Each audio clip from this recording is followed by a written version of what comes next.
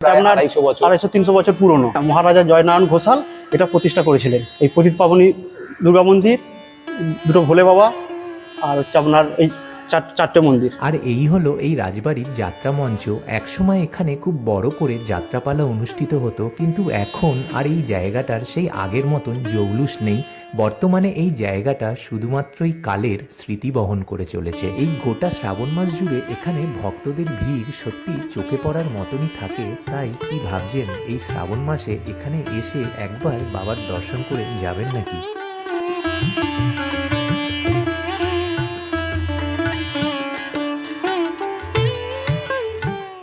শ্রাবণ মাস যথারীতি শুরু হয়ে গেছে, আর শ্রাবণ মাস মানেই বাবার মাস। তাই ভাবলাম আজকে টেম্পলস অফ বেঙ্গল সিরিজের এই ভিডিওটা একটা বাবার মন্দির থেকেই শুরু করি। আমি সৌরভ, দ্য আননোন ডাইরেকশনস চ্যানেলে আপনাদের প্রত্যেককে স্বাগত জানিয়ে টেম্পলস অফ বেঙ্গল সিরিজের আরও একটা ভিডিও শুরু করতে চলেছি। আর আমি এখন যেখানে রয়েছি এটা হচ্ছে প্রায় 250 বছরের পুরনো একটি রাজবাড়ি, আর তার সাথে এটি হলো এশিয়ার দ্বিতীয় বৃহত্তম শিব মন্দির। আর এই মন্দিরটি কিন্তু রয়েছে খোদ কলকাতার বুকে। তাই আপনারা যদি কলকাতার আশেপাশে থাকেন তাহলে খুব অনায়াসে এই ভিডিওটি দেখে আপনারা এখানে চলে আসতে পারেন। আর এই মন্দির খোলা বন্ধের সময় তার সাথে এই মন্দিরের সাথে জড়িয়ে থাকা 250 বছরের ইতিহাসের যতটা আমি জানি সমস্ত কিছু কিন্তু আপনাদের সাথে শেয়ার করার চেষ্টা করব। তাই ভিডিওটা কিন্তু খুব ইন্টারেস্টিং হতে চলেছে, আর সঙ্গে থাকবেন, পুরো ভিডিওটা দেখবেন, এটুকুই অনুরোধ করবো। তাহলে চলুন প্রথমেই আপনাদেরকে বলি কিভাবে আপনারা খুব সহজে এই মন্দিরে চলে আসতে পারেন। যেহেতু এই মন্দিরটি খিদিরপুর ট্রামডিপোর খুব কাছাকাছি অবস্থিত, তাই সবার প্রথম আপনাদের বাড়ির লোকেশন থেকে খিদিরপুরগামী যে কোনো বাস ধরে চলে আসতে হবে খিদিরপুর ট্রামডিপো। আর এই যে রাস্তাটা দেখছেন, এই রাস্তাটা বেহালার দিক থেকে সোজা এসে খিদিরপুর মোড়ে উঠেছে। আর এখন সামনে যে ফ্লাইওভারটা দেখতে পাচ্ছেন এটাই হলো খিদিরপুর মোড়। এই খিদিরপুর মোড় থেকে ডান দিকের রাস্তাটা চলে গেছে হাওড়ার দিকে, আর বাঁ দিকের রাস্তাটা চলে যাচ্ছে খিদিরপুর ট্রামডিপোর দিকে।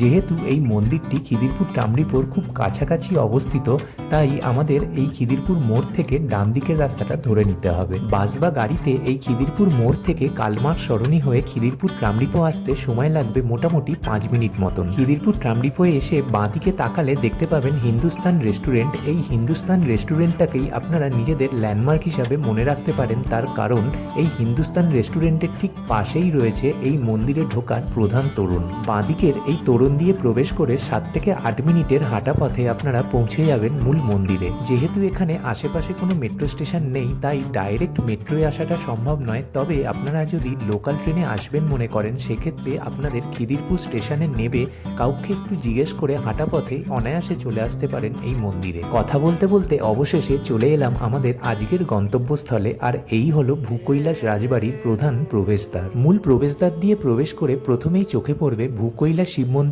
চূড়া, আর এখানেই কিন্তু প্রতিষ্ঠিত রয়েছে এশিয়ার দ্বিতীয় উচ্চতম শিবলিঙ্গগুলি। তবে এই শিব মন্দিরটি দর্শন করার আগে আমরা দর্শন করে নেব এই ভূকৈলাস রাজবাড়ির কুলদেবী পতিতপাবনী দেবী দুর্গার মন্দির। এই রাজবাড়ির প্রধান প্রবেশদ্বার দিয়ে প্রবেশ করে প্রথমেই ডান হাতেই পেয়ে যাবেন এই মন্দিরটি। এখানে মা দুর্গার মন্দির ছাড়াও রয়েছে একটি সুবিশাল ঠাকুর দালান, 4টে ছোট ছোট মন্দির, যেগুলি হলো মা কালীগঙ্গার মন্দির, বাবা পঞ্চানন মন্দির, বাবা মহাকাল ভৈরবের মন্দির এবং একটি শিব মন্দির, আর তার সঙ্গে রয়েছে একটি যাত্রা মঞ্চ।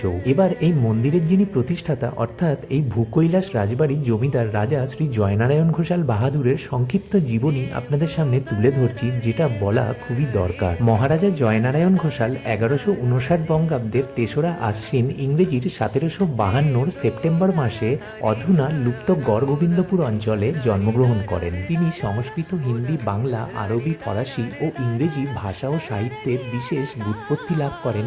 তার কবিত্ব শক্তি ও সাহিত্য অনুরাগের জন্য তিনি রাজকবি হিসাবেও প্রসিদ্ধি লাভ করেন। তদানীন্তন পুলিশ সুপারিনটেন্ডেন্ট জন শেক্সপিয়ারের সময় তিনি সরকারি সুপারিনটেন্ডেন্টের পদ গ্রহণ করে শৃঙ্খলার সঙ্গে সুশাসন ব্যবস্থারও প্রবর্তন করেছিলেন। রাজা রামমোহন রায়, ঈশ্বরচন্দ্র বিদ্যাসাগর এবং এরকম বিভিন্ন জ্ঞানীগুণী ব্যক্তিদের সঙ্গে তিনি নানান হিতকর কাজ করতেন, যেমন বিদ্যালয়, অনাথ আশ্রম, হাসপাতালে অর্থদান এবং এরকম আরও কত কিছু। দিল্লির বাদশাহ মোহাম্মদ মোহাম্মদ জাহানদার সাহেব থেকে তিনি রাজা বাহাদুর উপাধিও পান। 1228 বঙ্গাব্দের 25শে কার্তিক ইংরেজির 1821 খ্রিস্টাব্দে মাত্র 69 বছর বয়সে তিনি দেহত্যাগ করেন। আর এই হলো এই রাজবাড়ির যাত্রা মঞ্চ। একসময় এখানে খুব বড় করে যাত্রাপালা অনুষ্ঠিত হতো, কিন্তু এখন আর এই জায়গাটার সেই আগের মতন জৌলুস নেই।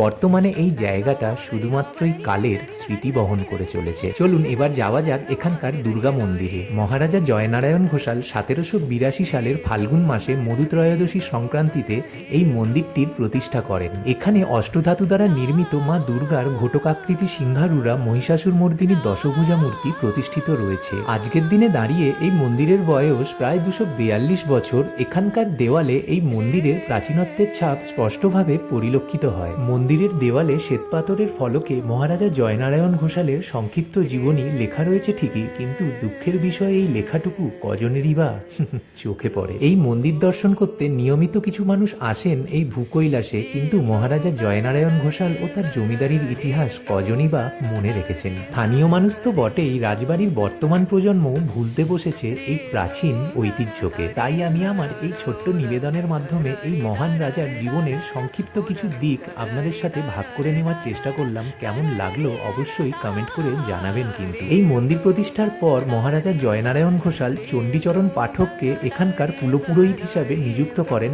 আজও তার বংশধরেরাই এই পুজো চালিয়ে যাচ্ছেন। এবার রইল আপনাদের জন্য এখানকার সন্ধ্যা আরতির কিছু অংশ।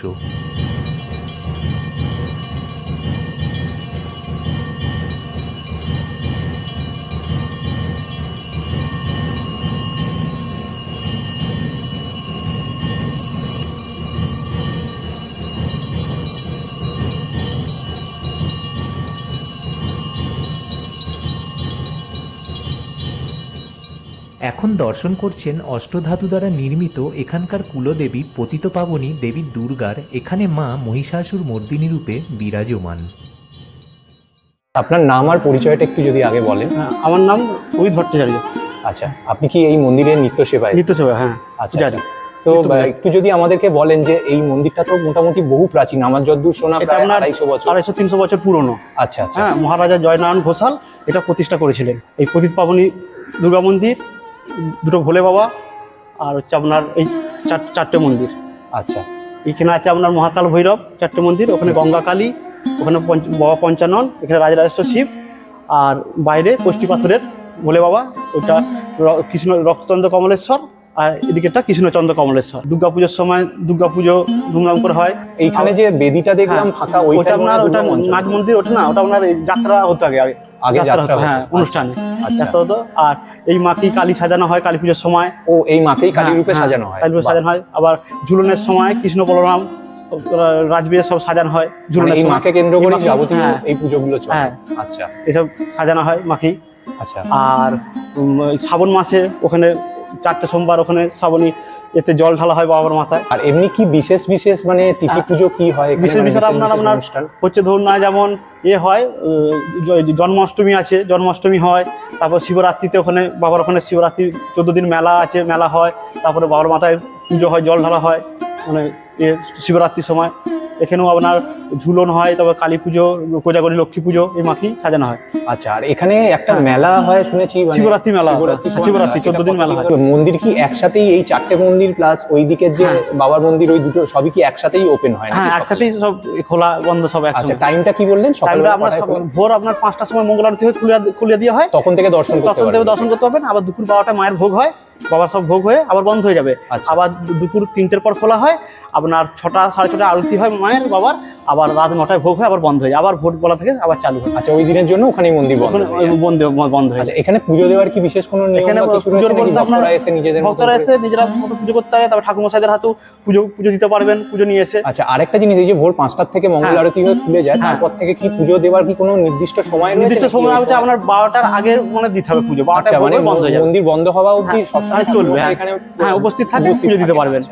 আবার আচ্ছা, তার 12টার মধ্যে আসলে পুজো দিতে হ্যাঁ, পারবেন। তারপর 12টার পর বন্ধ হয়ে যাবে, আবার সে আপনার 3টের পর পুজো দিতে পারবে। আচ্ছা, মানে 3টের পর থেকে আবার মন্দির ওপেন খোলা, একদম রাত 9টা আবার রাত 9টা অবধি খোলা থাকে, দিতে আচ্ছা, পারবে। আর আরেকটা জিনিস এমনি জানার ছিল যে এখানে এই দিকের বাঁ দিকের যে মন্দিরটা দেখলাম, এই মন্দিরটার নাম কি আছে? এটা আপনার রক্তচন্দ্র কমলেশ্বর, রক্ত কমলেশ্বর। হ্যাঁ, হ্যাঁ। আর ডান দিকের ডান দিকেটা কৃষ্ণচন্দ্র কমলেশ্বর। কৃষ্ণচন্দ্র কমলেশ্বর। এর উচ্চতা আপনার 12 ফিট আছে, ওর আপনার 18 ফিট আছে।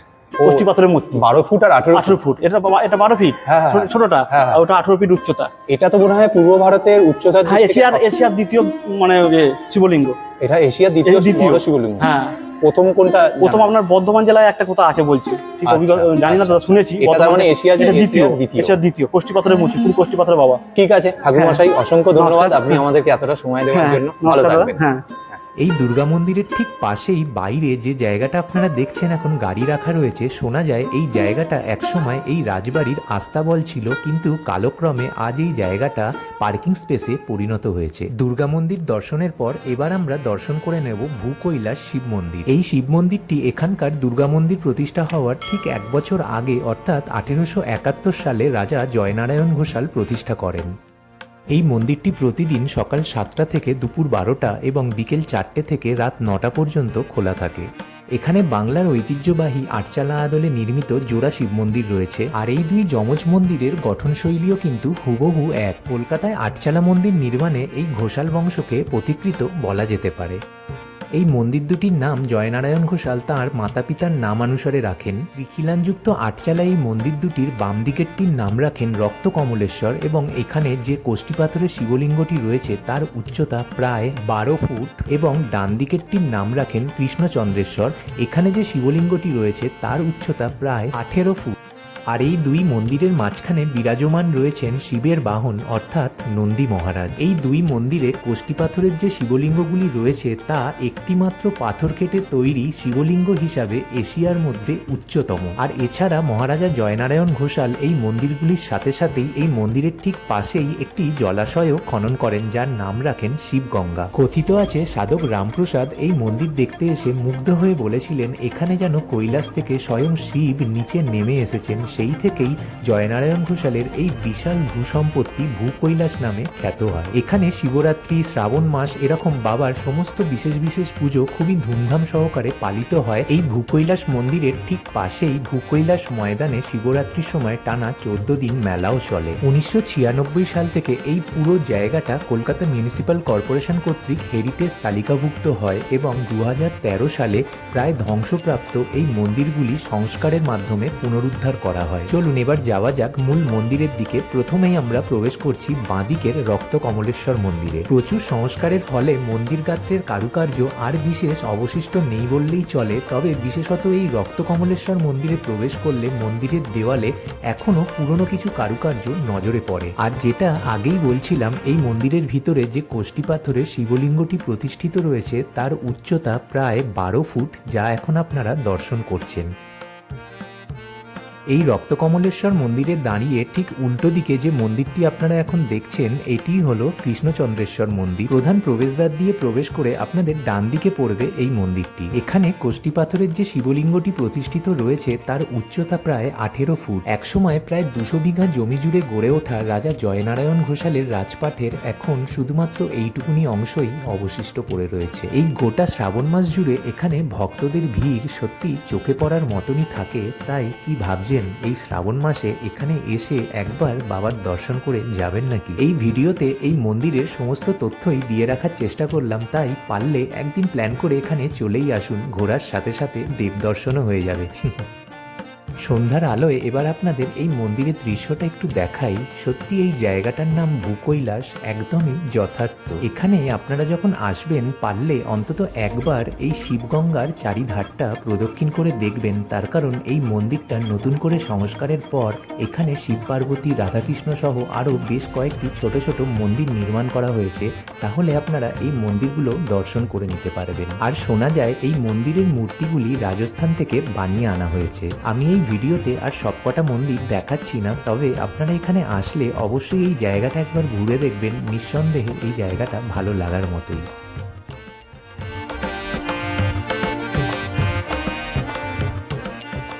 আমি আজকে যে মন্দিরটাতে এসেছি অনেকেই এই মন্দিরটাকে কলকাতার কৈলাসধামও বলে থাকেন। বাইরে থেকে এই মন্দিরটা দেখতে একদমই ছিমছাম হলেও আসল চমক কিন্তু রয়েছে এই মন্দিরের ভিতরেই। মন্দিরের পাশ দিয়ে বয়ে যাচ্ছে গঙ্গা, আর গঙ্গার ঠিক পাশেই রয়েছে এই অপূর্ব সুন্দর মন্দিরটি।